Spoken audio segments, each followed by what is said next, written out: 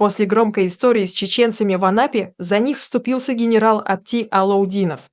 Он заявил, что чеченцы не виноваты.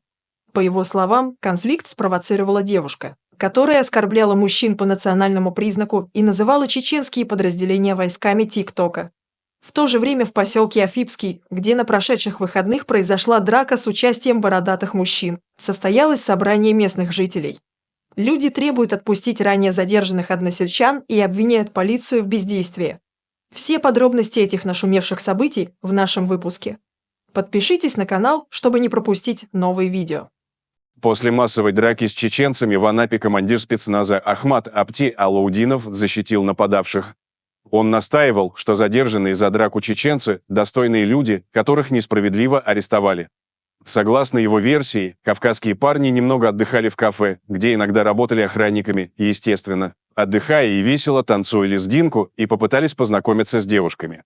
В ответ девушки начали грубо отвечать, унижать по национальному признаку и даже пытались бить чеченских парней. Парни стойко выдержали агрессию девушек, вежливо спросив о причинах такой неприязни. Однако ситуацию обострили какие-то недружелюбные аниматоры, и всех пришлось немного оттолкнуть. Недоброжелательные аниматоры при этом падали и ударялись головами об разные поверхности. Получается, хорошие парни не виноваты. Им даже пришлось сбежать в Кабардино-Балкарию, где их и задержали полицейские. Один из них является волонтером и имеет двоих детей, что теперь рассматривается как смягчающее обстоятельство. Слишком много иронии, скажете. Ну вот, Алаудинов пишет. Однако на проявленное вполне нормальное внимание молодых людей одна из девушек начала нецензурно выражаться вслед и оскорблять ребят по национальному признаку, добавив, что если бы здесь был ее парень, находящийся на службе, то он бы положил вас, чеченцев, здесь. Обидно, верно? Как можно терпеть такое? Однако достойные парни стерпели, пританцовывая лезгинку и галантно пытаясь умиротворить всех участников конфликта. Но затем услышали: «Видела я ваши тикток-войска». Сначала, как пишет Алаудинов, в ситуацию вмешались два местных аниматора, которые начали предъявлять беспочвенные претензии компании Заурбекова и нахально ударили одного из чеченцев. По мнению Апти Ароновича, это именно те плохие напали на хороших. Однако у следствия другая версия. По данным следственных органов, мужчины из группы Заурбекова напали на аниматоров во время конфликта, возникшего из-за отказа девушки познакомиться. Сами пострадавшие утверждают, что отдыхали компанией из двух парней и 4 девушек, к одной из которых начал приставать мужчина из другой компании, настойчиво требуя ее номер и игнорируя ее спутников. Разобраться в том, кто прав и кто виноват, предстоит следователям. Межнациональной подоплеки в этом деле, скорее всего, нет. Речь идет о хулиганстве, возникшем из-за вседозволенности, горячего темперамента и проявлений наглости и силы. Подобные случаи нередки, но далеко не всегда они становятся достоянием общественности. Интересными являются комментарии, которые люди оставляют в социальных сетях. Апти Аронович, могу я в Грозном подойти к девушке и познакомиться? Задается вопросом Александр. А мне казалось, что господин Алаудинов в Курской области, а он в Краснодарском крае, оказывается, в кафе отдыхает. Иначе откуда он может знать такие подробности? Иронизирует Олег.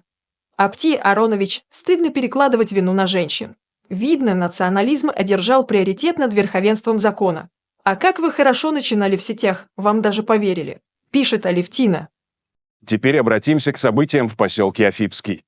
Для тех, кто не в курсе, напомним, в минувшую субботу в поселке Афипский Краснодарского края произошла массовая драка между группой приезжих и местными жителями. Конфликт начался рядом с местным домом культуры, где по выходным собирается молодежь. Причиной стало столкновение между бородатыми гостями и молодой русской парой.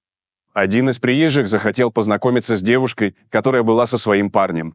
Она отказала, после чего началась драка. Как известно, людям с бородами не нравится слышать «нет». Как только они получили отказ, тут же набросились на молодого человека девушки с кулаками. Подробности быстро разошлись по поселку, и местные жители решили ответить бородачам. В местных чатах договорились собраться у того самого дома культуры. В итоге около 60 человек пришли навстречу. Инцидент разразился почти мгновенно. В ходе конфликта была перекрыта близлежащая дорога, что привело к автомобильной пробке. Обстановка осложнялась тем, что событие пришлось на субботний вечер, когда немалая часть участников была нетрезва. Приезжие бородачи оказались в меньшинстве, послышалась стрельба. Однако серьезных последствий удалось избежать. К месту событий достаточно оперативно прибыла полиция. В этот момент большинство бородачей поспешно покинули место конфликта. Куда же делась их храбрость? На следующий день стало известно, что следственным отделом МВД по Северскому району возбуждено уголовное дело по части 2 статьи 213 УК РФ «Хулиганство, совершенное группой лиц по предварительному сговору». Также сообщается, что правоохранители задержали около 40 человек, принимавших участие в массовой драке. При этом точное количество местных и приезжих среди задержанных не уточняется. Теперь перейдем к самому интересному. В понедельник стало известно, что в Доме культуры поселка Афипский прошло собрание, на котором присутствовали местные жители и некоторые чиновники. Кроме того, журналисты пообщались с местными жителями, которые рассказали, что конфликт назревал в их поселке более года. Жители утверждают, что все началось с массового трудоустройства приезжих на местный Афипский НПЗ. Они говорят, что с появлением бородачей поселок захлестнула волна преступлений и бытовых конфликтов с их участием. По словам местных жителей, приезжие ведут себя как хозяева, игнорируя местные традиции. На протяжении длительного времени люди обращались в компетентные органы, но там ссылались на дефицит кадров и не предпринимали серьезных мер. Кульминацией всех этих событий стало субботнее нападение на молодую пару, после которого и собралась толпа. На собрании местные жители обвинили правоохранительные органы и администрацию в длительном игнорировании этнического конфликта. По словам жителей, уже целый год приезжие нападают на них. Девочкам 13-15 лет. Они пристают к ним. Нам что делать? Я отец девочки, если с ней что-то произойдет, мне к вам идти. Если ее тронут, то я пойду и, наверное, что-то сделаю с обидчиком, а потом сяду. Что мне делать в этой ситуации? Она каждый день ходит в этот ДК, объясняет ситуацию чиновникам один из отцов, переживающий за судьбу своей дочери. Жители города жалуются, что приезжие не соблюдают законы и ведут себя как хозяева. На собрании сельчане потребовали освободить задержанных местных жителей и не привлекать их к делу в качестве обвиняемых. Согласно имеющейся информации, в отделе полиции сейчас находятся как минимум 3 местных жителей, участвовавших в потасовке. Примечательно, что молодой человек, на которого было совершено нападение, не стал обращаться за помощью к правоохранителям, а пошел к местным жителям, зная, что обращение в полицию результатов не даст. Это подтверждается словами участников собрания. В какой-то момент слово взяла женщина неславянской внешности. Оказалось, что она родилась в Армении, но всю жизнь живет в России, а непосредственно в Афипском, 15 лет, родила 3 детей. Ее выступление вызвало бурю аплодисментов в зале. Я знаю кавказские традиции и знаю, как мужчины ведут себя на Кавказе. Так как они себя здесь ведут, так дома они себя бы не вели никогда. Никогда в жизни руку на женщину бы не подняли. А если бы кто-то из русских ребят повел себя так в Чечне или Таджикистане, то никакого собрания, как здесь, не было бы. Там просто разобрались бы прямо на улице. Там чеченцы свои законы чтут, но не чтут то, что происходит здесь.